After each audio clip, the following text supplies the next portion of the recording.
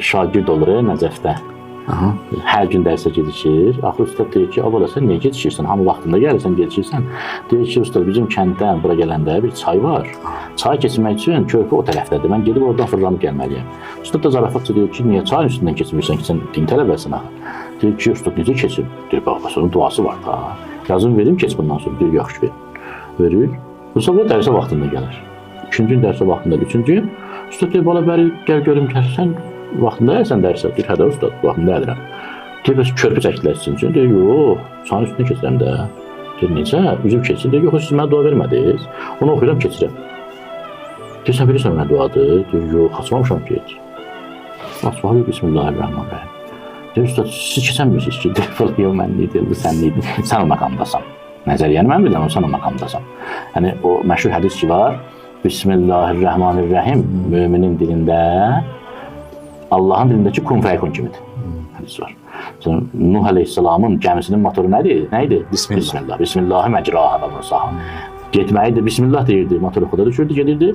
Yəni, motor deyəndə gəmi hərəkətə gəlirdi, məhərrik. Bismillah deyirdi, dayanırdı. Allahın adı hər şeyə qadirdir bir şərtlə ki, bəndə o məqama çatmış olsun. Hacı, həmən o mövzuda bir dənə də rəvayət var. Bir nəfər gəlir, deyir ki, bəs o cürdə çayın üstündən keçmək lazımdır, mən gecikirəm ya işlə əlaqədar. Dua yazır, verir ona, həmən Bismillah. Bu bir müddət keçir də o çayın üstündən keçir, gəlir. Sonra elə çayın üstündən keçərkən, görürüm elə bu duada nə yazılır. Götürür, duanı açır, görür ki, Bismillah. Deyir, belə budur. Elə budur deyən kimi batır çayda. Batır, az qala boğulsun, nəsə onu dartırlar. Sonra gəlir ustadın yanına, deyir ki, bəs belə bir hal oldu da. Deyir ki, ustad buna qayıdıb deyir ki, əslində bəli, elə odur. Sən o təəssüratdaydın ki, yəni Allah mən hifz eləyə, dəyər verirdin və o sənə təsir edirdi, sən də onun təsirini görürdün. Amma elə ki, sən onu açdın, gördün ki, sən bildiyin bir şeydir və sənin gözündən bu sanki kiçildi.